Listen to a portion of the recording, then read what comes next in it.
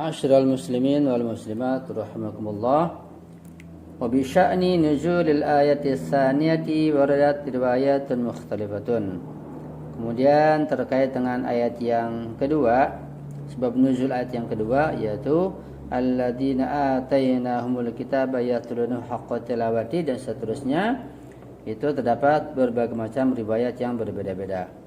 Fa fi tafsiri Majma'al Bayani an Ibnu Abbasin, di dalam kitab tafsir Majma'ul Bayan ada riwayat dari Ibnu Abbas radhiyallahu taala an, nazalat fi ahli safinah alladzina qadimu ma'a Ja'far bin Abi Thalib min al-Habasyah wa kanu 40 rajulan.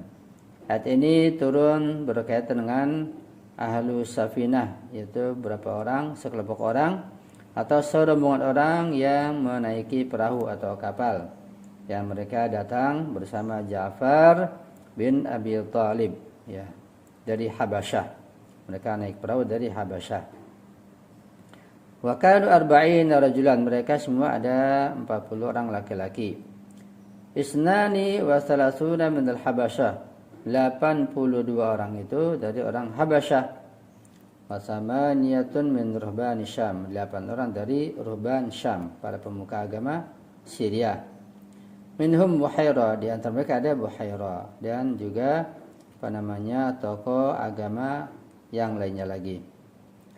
Wakila, dan ada yang berkata bahwa hum man amana min al-yahudi ka Abdullah bin Salam, mereka itu adalah orang-orang yang Yahudi yang telah beriman seperti Abdullah bin Salam. Wa Syu'bah bin Amr, juga Syu'bah bin Amr, pertama Abdullah bin Salam, kedua Syu'bah bin Amr. Wa Tamam bin Yahuda, dan Tamam bin Yahuda ada.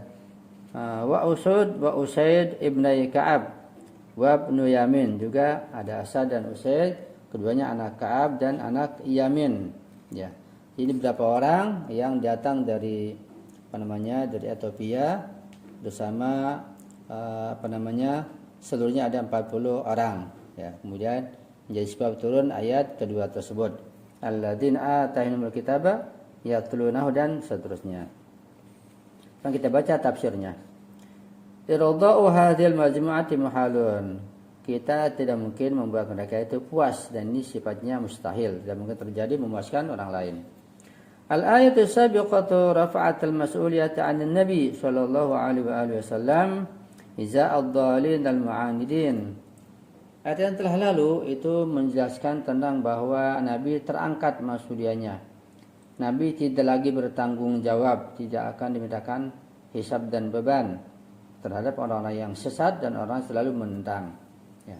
Jadi kaum Nasrani, kaum Yahudi, kaum musyrikin ini, Nabi bebas semua dari mereka, dan Nabi tidak akan dimintakan tanggung jawab. Karena dakwah Nabi sudah lengkap, sudah jelas, sudah gamblang begitu lewat Al-Quran dan juga lewat penjelasan atau bayan beliau. Wal ayatu alahu tubashirul mawdu' as-sabiq wa tukhatib ar-rasula bi alla yuhawilu abasan fi kasbi radal yahudi wan nasara. Ayat yang di atas tadi itu juga menyambung tema-tema yang sebelumnya, pembahasannya sebelumnya, dan menghidupi Rasulullah sallallahu alaihi wasallam agar tidak berusaha memaksa mereka dengan sia-sia, ya. Fi kasbi ridhal yahud wan nasara, dalam usaha untuk meraih keridhaan dan kerelaan orang Yahudi dan Nasrani terhadap ajaran Islam.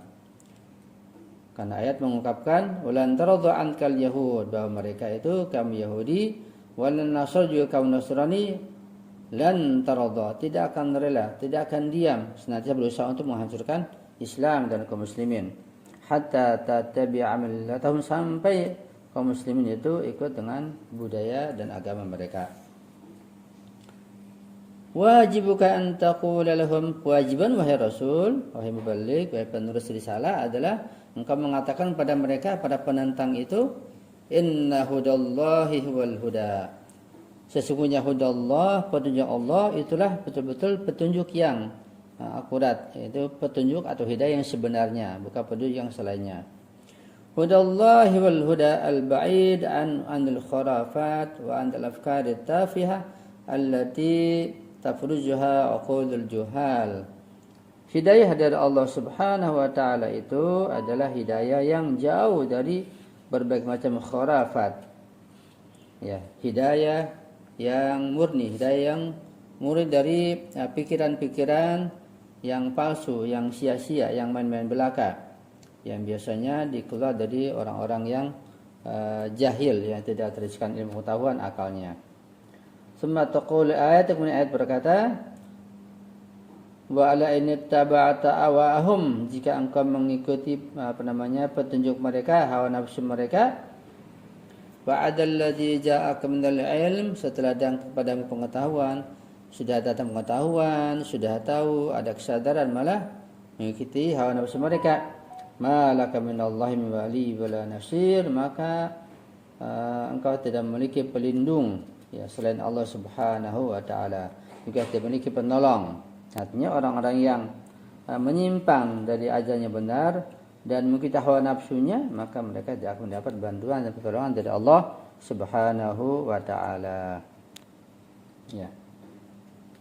Wa ba'da an dzammal Qur'anu al-fi'atal madhkurata min al-yahudi wan nasara asyada bi ulaika alladziina amanu min ahlil kitabi wa andammu tahta rayatir risalah al-khatimah. Dikatakan di sini bahwa setelah Al-Quran itu mengecam sikap mereka, tindakan mereka terhadap kelompok-kelompok yang telah disebutkan tadi itu, yaitu kelompok Yahudi, Nasrani dan kaum musyrikin. Kemudian juga Al-Quran mengungkap tentang ahli kitab, ya, di mana mereka bergabung di bawah risalah yang terakhir, risalah Rasulullah Sallallahu Alaihi Wasallam. Dengan ungkapannya, alladzina atainahumul kitaba, dan orang-orang telah kami berikan al-kitab, yaitu kitab Taurat, kitab Injil, ya, yatlunahu haqqa tilawati, mereka membacanya, mentadabburnya, merenungkannya dengan sesungguhnya. Ay bit tafakkuri wa tadabburi tsumma al-amal bihi, artinya mereka memikirkan Al-Qur'an, mentadabbur, memahaminya, ya, dengan sebaik-baik mungkin. Kemudian dari itu, setelah itu baru mengamalkannya. Nah, ketika itu ulaika yu'minuna bihi, mereka dianggap orang yang beriman kepada Al-Qur'an yang sesungguhnya tersebut. Ayyu'minuna bir Rasulil Karim, yaitu mereka beriman kepada Rasulullah sallallahu alaihi wasallam dan kitabnya yang beliau bawa. Tetapi wa may yakfur bihi fa ulaika humul khasirun, dan berasa mengingkari, menolak ajaran tersebut, maka mereka termasuk orang-orang yang khasirun, orang yang rugi, bahkan dunia dan akhirat. Ya, kemudian di sini ada beberapa pembahasan yang perlu kita bahas. Ada 3 pembahasan, insyaallah berkaitan dengan ayat yang di atas tadi itu. Yang pertama, su'alun an ismatil anbiya, pertanyaan tentang ismah dan keterjagaan Rasulullah dari berbagai macam kesalahan, kehilapan dan kelalaian, serta suci dari kealpaan atau kulpaan. Dan insyaallah hal ini akan kita baca ya pada minggu mendatang, karena waktu tidak cukup lagi. Kita akan lanjutkan tentang buhusun, pembahasan dari 3 hal yang berkaitan dengan tafsir ayat di atas tadi itu, yaitu Al-Baqarah ayat 120 dan 121 tentang klaim orang Yahudi dan Nasrani, tentang keyakinan mereka yang tidak akan ridha sampai kaum muslimin ini masuk kepada ajaran dan agama mereka. Sampai di sini dulu pertemuan kita. Insyaallah kita lanjutkan kajian ini akan di minggu mendatang. Semoga kita sehat selalu dan Allah berikan taufik untuk mengkaji berikutnya. Jika terdapat kesalahan atau kejanggalan atau kekurangan, mohon diperbaiki, mohon dikoreksi, dan saya mohon maaf dan doanya selalu dari antum semuanya. Saya akhiri, hadanallahu wa iyyakum ajma'in wa la'afu minkum. Wassalamualaikum warahmatullahi wabarakatuh.